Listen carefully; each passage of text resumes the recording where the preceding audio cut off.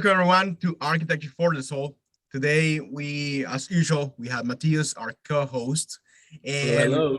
we have a very special guest, like all the guests that we have in the past also. And he's Steven Rubio. Steven is the guy that is behind the curtains in Show It Better. So Matthias, help us with his bio. Yes, of course. Well, welcome, Stephen. And for those of you who do not know, Stephen Rubio is a Colombian architect who is the founder of Show It Better, an online architecture representation platform that educates young architects with now over 250,000 YouTube subscribers all around the world. It's a pleasure having you here, Stephen. Welcome. No, thank you guys for inviting me. It's a real pleasure. I'm excited. I'm excited to see what we're going to talk about, and let's do it. Of course. And first, I think we would like to know a little bit of who you are. You know, who is Stephen? Show you. You show us a little bit about yourself, or show yourself better, right? Instead of show it better. So if you want to talk a little bit, just who you are, what you're about. Yeah, for sure. Well, my name is Stephen. I am from Colombia. I am an architect. I graduated from architecture school in 2015. I live in Bogota. I started Show It Better 1 year after graduating. I started working in the whole architectural realm since I was like in second year of architecture school. I really liked the representation. I loved. I was really like in Bogota. There was a lot of offices that have a big emphasis on competitions, like competition offices. So I ended up in many offices that only participated in competitions. So I was very accustomed to the culture of creating a ton of renders, competition boards, staying up late, which is not good, but it happened. And that was like the first time where I got like kind of trained into like the architecture culture. And eventually I stick to like the whole representation thing. I think was super interesting. And yeah, I mean, I guess we'll be talking about it like throughout the conversation, but I started Show It Better, and right now this is like what I dedicate myself to Show It Better, into more like individual projects. But this is Show It Better is the main thing, and that's pretty much it for now. Steven, and being from Colombia, I am also, we all are from Latin America. And I think that it's a very interesting topic to talk about the architecture in Latin America.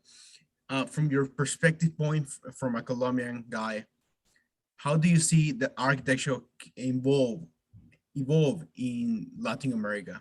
How do you see that pattern?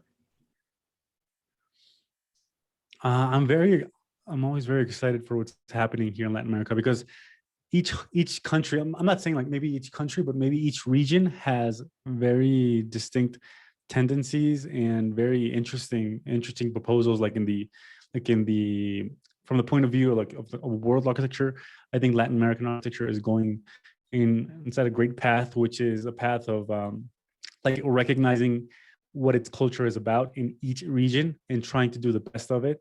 So I know that, for example, here in Colombia and Medellin, there's a special set of architects which are bringing like the whole tropic, like when you think of something that's located in the tropic, they're trying to bring it inside of like materializing it into architecture.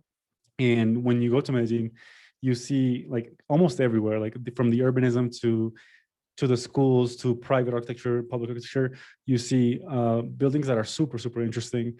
And of course, this whole tendency in Argentina, in Chile, it is also very like, it's also very like from the material, like, and understanding what material is. So I think I'm very excited to see each day, like each new architect that pops up from the region, because we're all doing very interesting things. Yeah, and this whole idea of let's call it like vernacular, right? Getting the materials from site and what makes sense in specific regions, specific climates, specific cultures. It's something that we see, I would say not more often, but we see a lot in many different parts of Latin America. And it's kind of like the counter argument to like the international style that we may also see in cities. But I think Latin America, at least some projects that I've been seeing, are doing a good job in bringing back almost like a revival of culture as a main element, after this whole like international wave of buildings, from the 90s to 2000s. But yeah, and one thing that you mentioned about local architects and people around the region doing interesting projects, that's interesting to talk about. What is showcased on Show It Better, and it's interesting to see that you don't just share Starchitect's work. There's a lot of different type of content, even from Harry Potter, Hogwarts design. And if anyone is interested or has not seen it yet, Steven does a really good job in Show It Better, showcasing movies and all sorts of content related to architecture and architecture representation.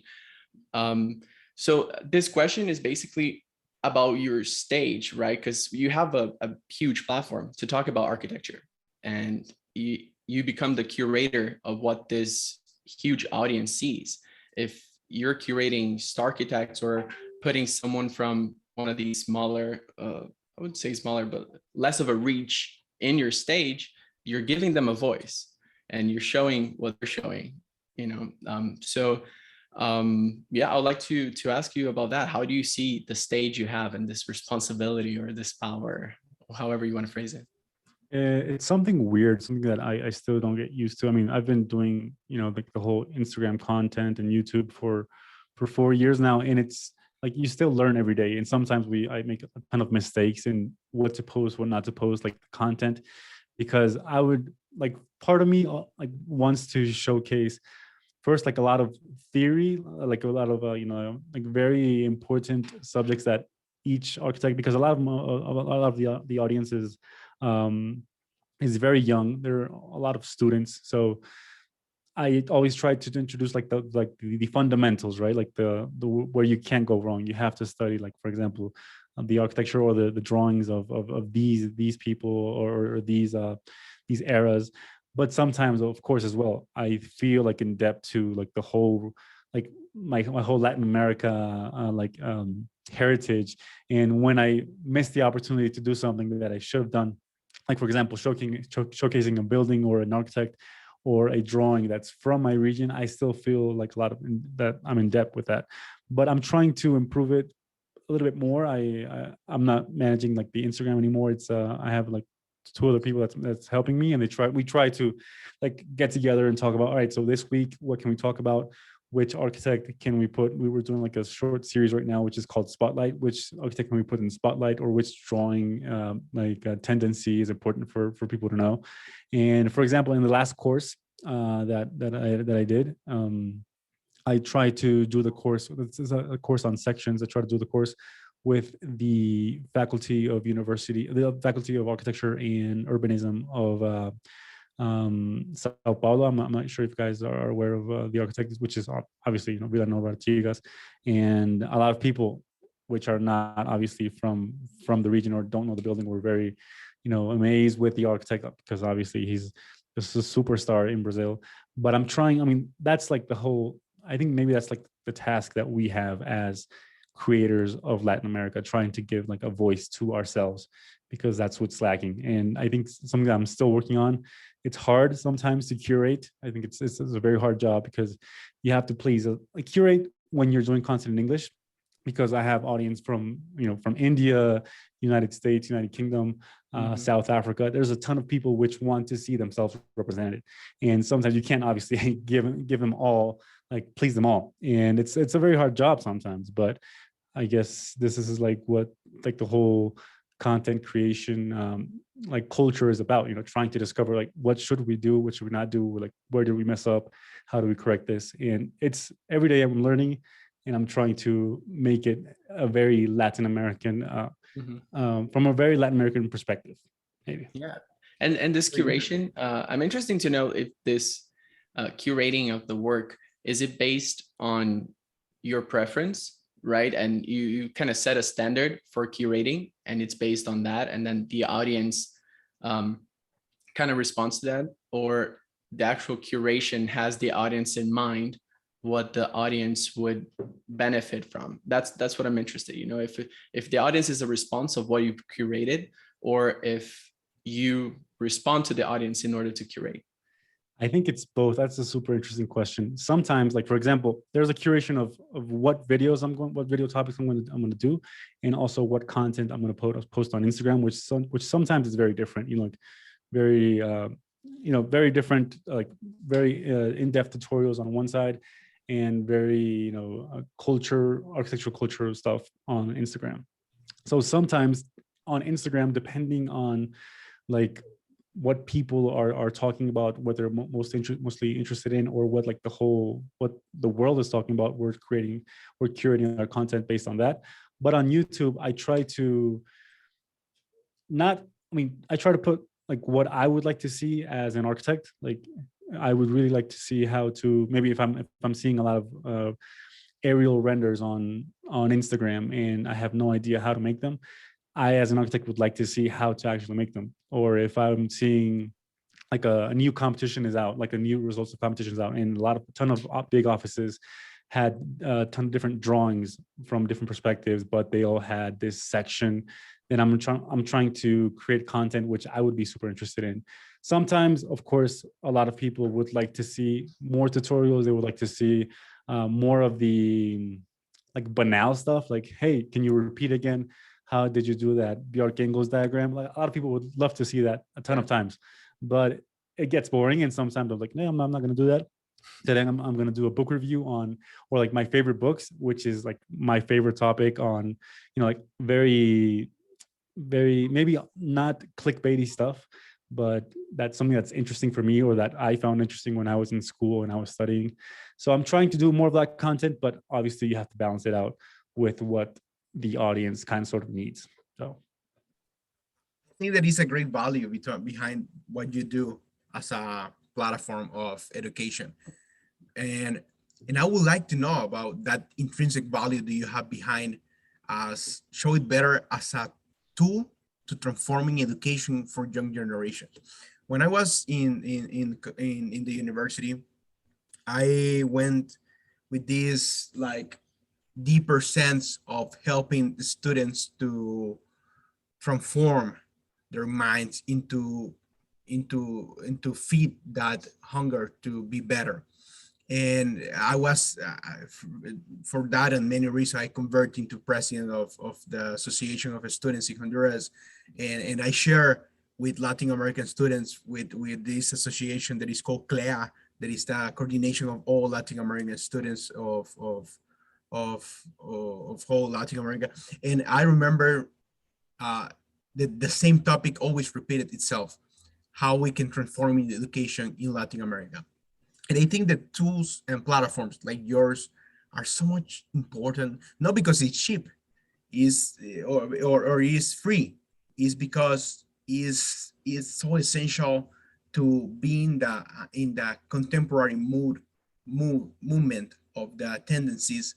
You need to be always updated, and I would like to know a little bit about that. What is the intrinsic value that you see in how it show it better as a platform?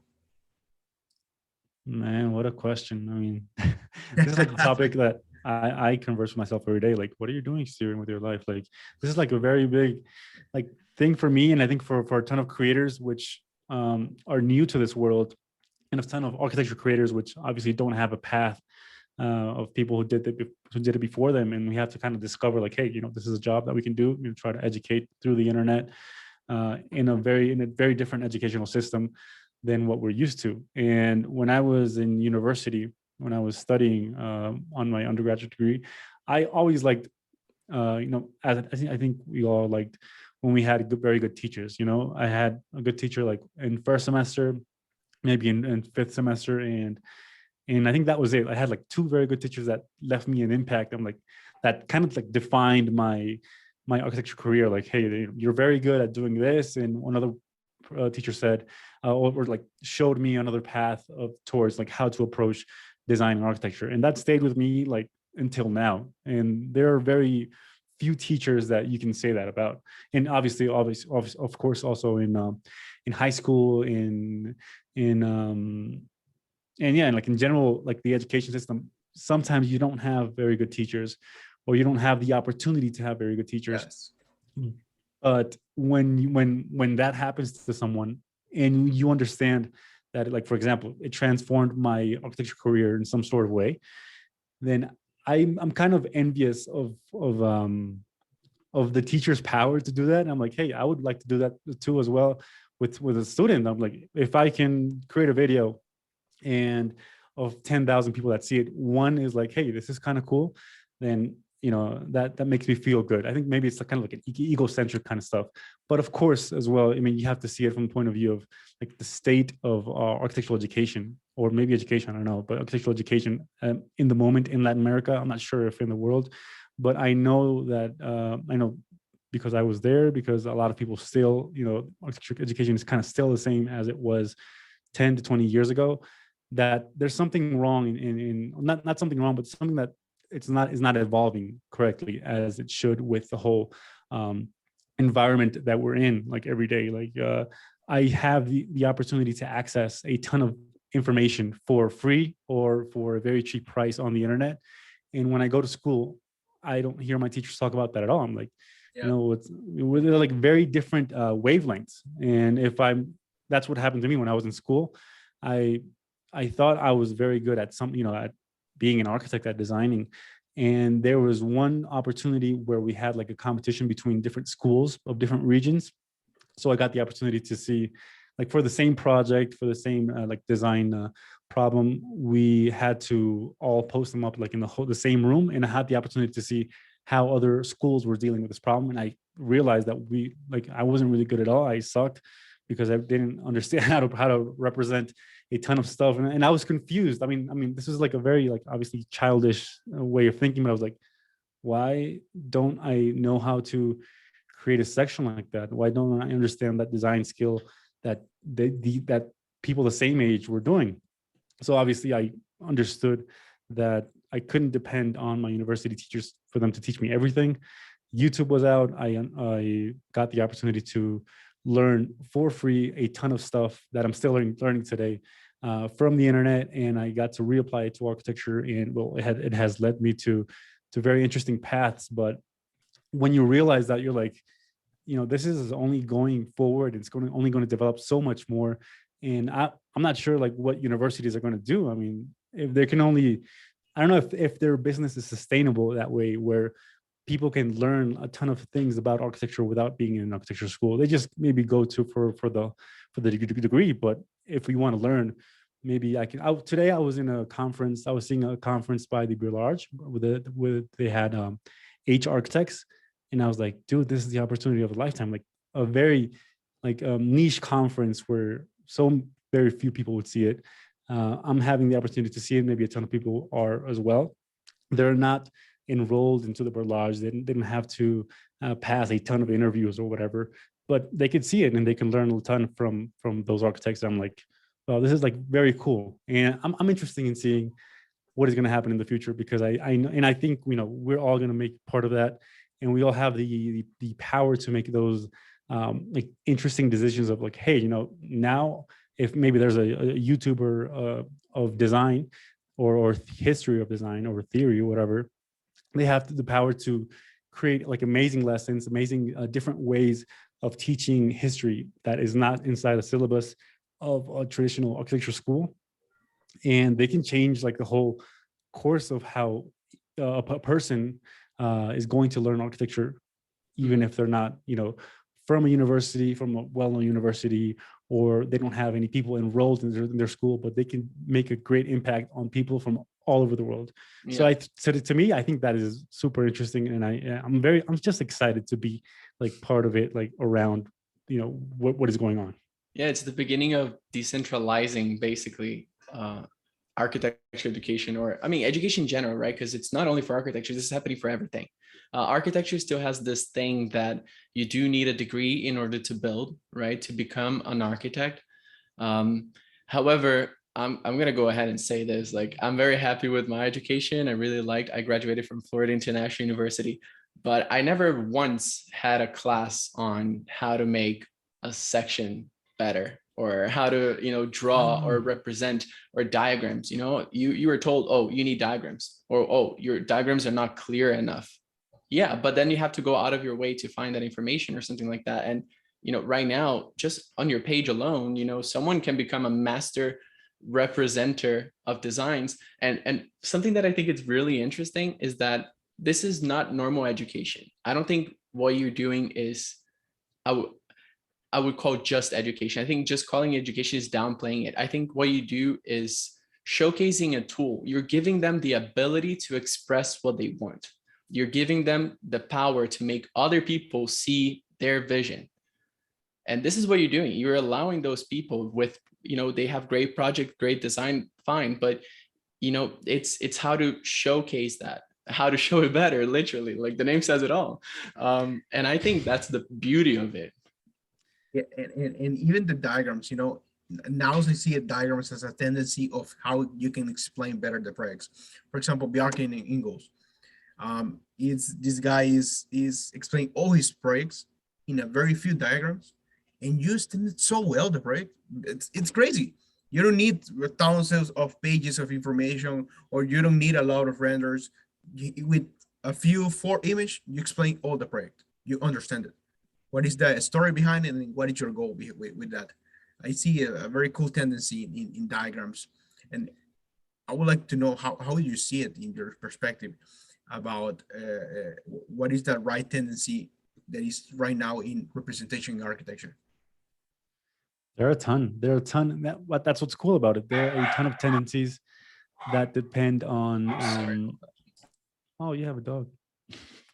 No, there are a ton of tendencies that depend on the architect itself, not like what is trending at the moment, right? So, for example, if we're in the same school, if we're competing for the same competition, if you think you can represent your projects better by synthesizing only the materials, erase the lines, erase the whole rendering perspective, just make it flat, then obviously you will get like this Fala Atelier kind of vibe, and that would be the best way for you to communicate your project. If you are going into like the whole direct opposite way of going into like these mirror style renderings where they're very poetic, almost like paintings, then you can grab that path as well. Or if you refuse to do perspective renderings and you choose to only communicate your projects through a section, through a floor plan, that's valid as well. I mean, I wish I would have told, like my teacher would have told me from the beginning, like, hey, your challenge is to explain your whole project through one drawing. I mean, and instead they said, just give me 10 sections, 5 diagrams, give me a whole floor plan, give me 10 renders. And that was our challenge per se, trying to render 10 times from SketchUp, different points of view that didn't communicate anything at all. But we didn't understand what took me a ton of time to understand, like, hey, it's not about how many drawings, and it's not about what is the drawing that is trending right now, or the most visually appealing drawing. No, it's how you can communicate your project better, your idea better. It's not, I mean, of course, I have I'm biased, and I would always want to represent my projects towards like a very Photoshop-y kind of way, where there's a ton of ingredients, there's a ton of color, there's perspective kind of renderish, because I came from that school and I like that. But it's not like a rule for everyone. I mean, if you think that you understand better your ideas, or you can communicate them in another way, that's valid as well. And it's like, I would emphasize, if you are trying to do something different, please do it, because when you're trying to do the same thing as everyone else, it's kind of hard to stand out. So I'm very excited.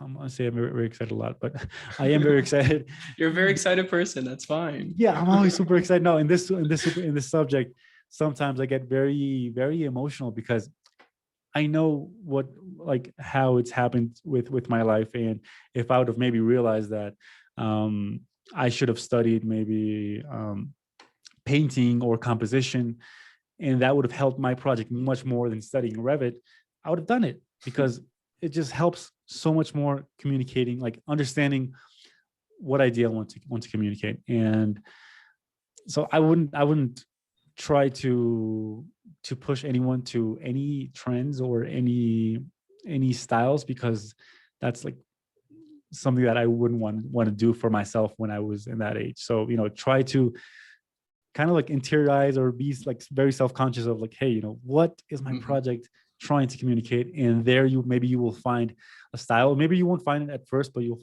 try to do it 10, 40, 100 times. And after that, you will find it. But it's worth doing the whole process. Exactly. I do agree. And I do share this vision or kind of perspective on trends. I think trends are kind of dangerous, and it represents what is being valued right now.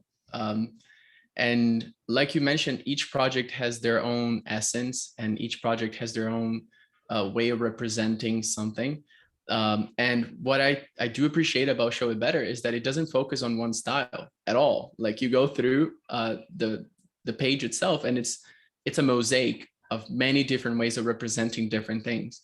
And I do see, however, in architecture schools, you go through, I've been a guest critic in some presentations, and you start seeing, like the one style of rendering or drawing kind of repeated across multiple different boards. And like, oh, okay, everyone shares the same precedents or inspiration. However, the most interesting drawings, what I found, seek inspiration from outside architecture and inspiration from other places, other things. And, there's not specifically a trend. And in the end, it doesn't matter how it looks and like the style of the presentation, as long as it does represent what you're trying to represent and it communicates without words. And I think that's like the bottom line of representation, right? You want to make the project speak for itself. And that wasn't a question. No, I completely agree. And like, for example, I'm trying to imagine if there's a student or a person a student watching us and trying to say like, hey, like, how do I find that my style? How do I understand how I should represent my project? Like, I understand it's not that easy to say like, hey, I'm going to pick today collage style. I'm not going to pick only sections. No, it's not about that. But what you said is super important. One challenge that always like opens your mind a lot and tries to break it out from the world of architecture that we have been constructed into like each day is trying to pick some topic, some theme that's outside of architecture and try to accommodate it to your point of view, like trying to get a filter that's outside of architecture and trying to accommodate it to your point of view. Maybe it doesn't necessarily have to be for your render. It can be like for your way of analyzing your project, right? So I'm not going to analyze it for like the solar studies or where the green areas are, or where the streets are, but I'm going to analyze it by the smells. I'm going to analyze it by, I don't know, what was there before and what is not there now, or the history or the people, like a ton of different stuff that sometimes, because we are architects, we are limited, like our minds get limited as we advance in our career, and we're like, our challenge is to try to break that limit.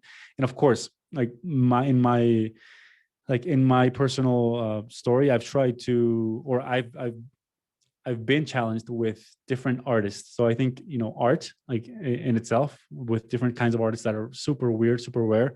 And we try to incorporate it into your project. That itself will give you kind of a path where you can go down to, like, even if it means in representation, or if it means into how you're going to talk about the project. Maybe you're going to explain it only in one paragraph, or maybe you're not going to explain it at all, but it has to be explained through a certain type or a certain style or whatever. But challenging yourself to make two different things fit into your project is a very interesting exercise for those that are not entirely sure of how to find their style or their essence, or what they should do in this particular project. So, super cool. I think that art in architecture is fully related for all in the whole history. It's basically 101. And I agree in terms of that art is part of architecture in everything that we do. Because, for example, a render is more than just a representation of how it is the building in a 3D model. Is the story that you tell behind the project. What are you telling with those people that you put? What are the people doing? What culture are the people? Where are they located? Where they are wearing? So there is a lot of things that they are telling a story. It's kind of similar art.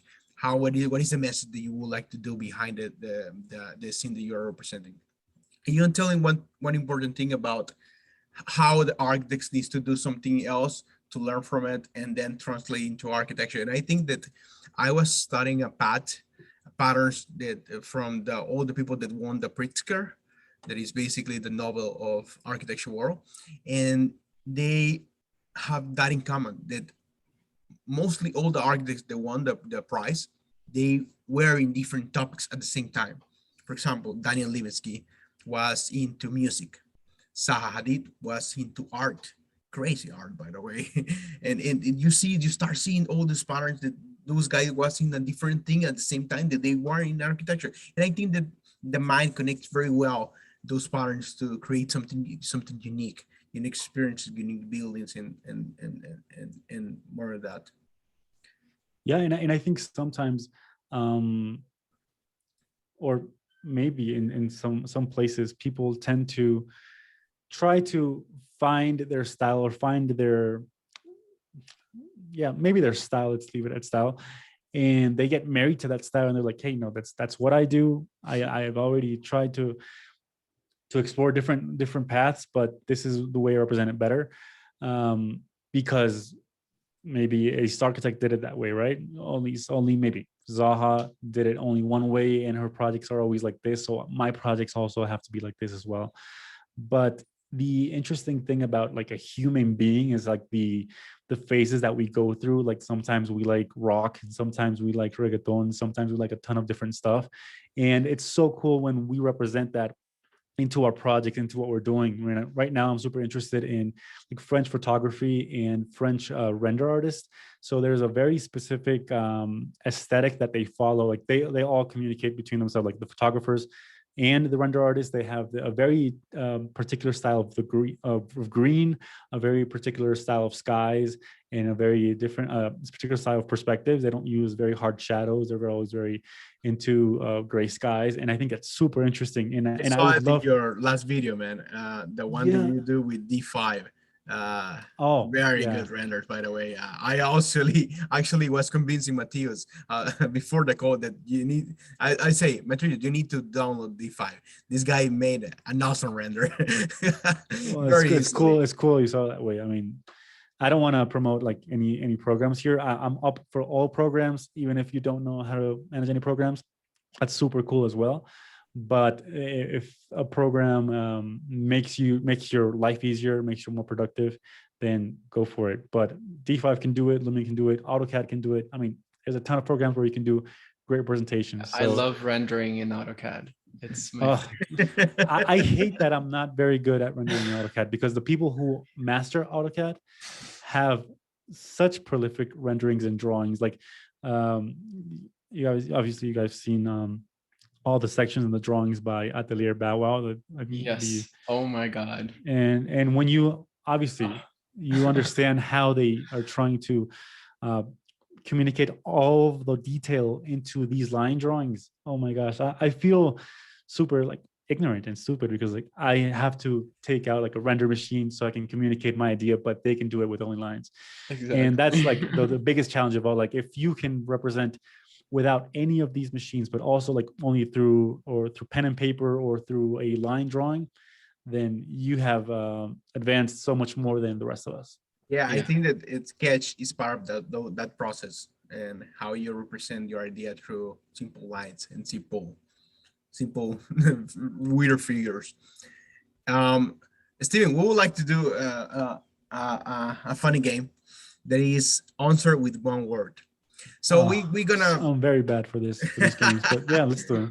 we're gonna give you a ton of words and you say whatever you Yeah. want. And basically they're One like word. general topics or any idea, and you just give the first response that comes to your mind. No pressure, but there's a time limit, and if you can't make it, you won't win the prize. Pressure, but there's pressure. All right, let's do it. All right, so I'll start off with NFT in architecture. One word. Mm, little knowledge.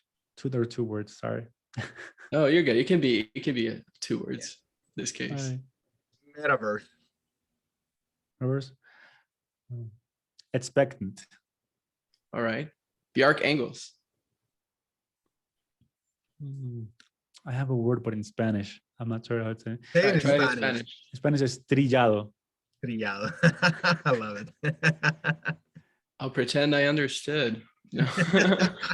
What does it mean? Can you try to explain with a few more words what that is? I mean, the closest word that I can come up with is like overrated, but not in such an extreme way. A little bit less overrated, but So, yeah, overrated. Let's leave it. Let's leave it in overrated. Yeah. All right. Okay. Zaha Hadid. Hmm. Trillado. Oh no, let's leave it. Misunderstood. I have a ton of respect for Zaha for different work. So misunderstood. All right. Worm's eye view axonometric.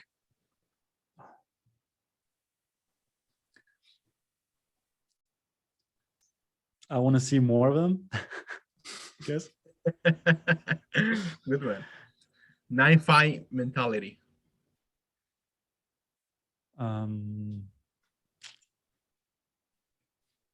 Outdated. Concrete. Sorry, what? Concrete. Concrete. Mm. Overrated as well. I'm sorry to use the same word, but Oh no, you overrated. can. You can. You can do whatever you want, man. Making models by hand. Respect. Ton of respect. 3D printing. Boring. Artificial intelligence. I have no opinion of that, to be honest. All right. Forgetting the north arrow on a plan. Happens to all of us. Putting a north arrow in a section. Desubicado. Oh, sorry, I don't know how to. How would you translate it, Matt? Desubicado. Desubicado. It's like Lost. Lost. Yeah. Yeah. All right. And a question that you have to decide and basically show which one you select. And you cannot say both. You have to say one of them and the other one dies. Which is a question that we also asked Oliver last week. All right. Which is a 30-30 ISO or 45 axonometric. Which one of them? 30-30 or 45? 45. Can I explain why I'm no? Yeah, I'm going to explain. Can I pick another one or no? I have to pick another one. I have to pick that one. Because if I had to pick, I think the most challenging one would be a 0-30 or a 0-45. But if I had to pick between both of the options that gave me, I would pick a 45 just because it's much more technical. But I would pick a 0-45 or a 0-45. All right. Yeah. Yeah. What was the answer of Oliver? Oliver said ISO. ISO. Yeah, the 30-30. You know, especially Oliver because you told can get us assets that kind of go with. Yeah, Oliver told What? us that he start his career in YouTube looking your videos. Do you know that? Yeah, no, I talk with Oliver all the time. He's like we're very good. We're like partners in the same job, but we're just in different places. We do the same exact thing. But yeah, I mean, It's a mafia. You guys control. That's the idea, of course. No. I mean, we're always super excited for new people that come into the scene and propose different but interesting things, because it's a hard kind of job. If you're an architect, you like doing videos is really hard. But I have a ton of respect for Oliver too, and for everyone who I've learned through the internet. I like for if I was that for Oliver, Alex Hogerfer was that for me. I mean, if it wasn't for him, I think we wouldn't be here, because that's the way I learned how to present or how to take architectural projects into Photoshop and do a ton of stuff. So I'm glad I'm doing something for Oliver, and I'm learning a ton from him as well. And I hope we can connect with like all the new creators that are coming up. I wish we could have like a yearly meeting or something somewhere, because there are a ton of things that we want to talk about, but it's Yeah. kind of hard Let's sometimes. create a league of architects. I'll be Yeah. Batman. Yeah, I was talking to Rishab, who Oh, runs Rishab too. Yeah, of course. Blessed Arc, and at some point he did the video with like the architecture quiz, right? And basically Oh it was I forgot about that. Yeah. and at some point it was like a bunch of us, and everyone kind of somewhere in there in the architecture content. And I was talking to him about creating this group, the Blessed Ones. That would be super cool. That would be I know, really cool. right? It'd be like Yeah, we a should do it. Marvel Yeah. for architects. No, we should do it. I mean, Criminal. there's a ton of people from a ton of different places that are doing stuff. Like Mhm. Rishab, what he's doing, oh my gosh, that's Yeah. like unprecedented. Very like, cool. like a very interesting format for an architect. So Yeah, Rishab, this is a message for you. You didn't invite me. Why did Rishab? I thought that we were friends. No, but for sure, Rashad, if you're listening, you should do the group, and of course add all of us, because it would be interesting. By the way, just to put a little context in this conversation, Oliver is from Learn Almost Stars. We had a podcast with him that we just released the past week. And Rishab, we also have a podcast with him that is from Blessed Arc. We highly recommend their channels. You can find it on YouTube, and also from Steven. And Steven, we're gonna go to the last question, and it's a question that we always close the podcast, and it's the billboard question. So, if you have the possibility to put an image, sound, video, whatever you want, in all the billboards in all the world for one day, what it will be?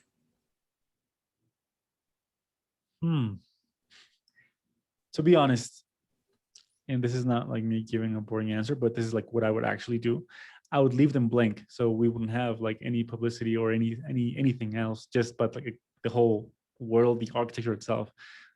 So I would leave them blank, maybe not any blank, but maybe an off-white, so it doesn't sound very strong. So kind of off-white, I would do it off-white. Never completely white, right? Yeah. That's the rule. And that's pretty deep, actually. It's an analogy of how you will like that no publicity will be interfering the architectural landmark. But in itself, it would be a publicity of nothing. So it wouldn't be. I mean, like that nothing would be something, and that would make it interesting as well. Yeah. No message is a message, right? Of course. I will leave Wow. a little segment that said follow Steven Rubio and show it better, please. I don't. Yeah, no. You will receive like a million subscribers. Don't worry. I don't want. I will do it for you. I want only the people that are interested in representation, which is very few people in the world. Well, that was our last question. Thank you for being here, Steven. I really enjoyed the conversation that we have. I think that you are a guy that is very enthusiastic, has a very good energy, very smart, is doing a very cool thing for the whole students and all the people in general that is trying to learn representation. I personally have seen a lot of your video for my project. So thank you. Thank you for your support to the architectural world. No, thank you, Mats and Mateos, for the invitation. I'm really happy to, generate these spaces. So between architects, we can talk from all over the world. We can talk on subjects that maybe we all want to talk about, or maybe that are kind of banal, but we still need to talk about them. so people can hear them. And I would interested as well in all the conversations that you guys have had in the past are very interesting as well. And thank you for the invitation. I hope I can be here in a future opportunity so we can talk a bit more Oh, about our you billboards. bet, because we are actually organizing and preparing a virtual space where we're going to host some of these conversations. We're going to be able to meet in virtual reality. What? Yeah. Super cool. Oh, let's do it. So, Let's do it. Let's do it. It's the yeah, perfect excuse. you get an invitation soon All right. through the blessed ones. All right, let's The do it. mafia. So all the people that are listening, if you get to this point, I always say it, we are friends. Like you was with us in this conversation. So follow us, subscribe, follow Steven. Welcome to this journey. Thanks for listening. This was the Architecture for the Soul podcast.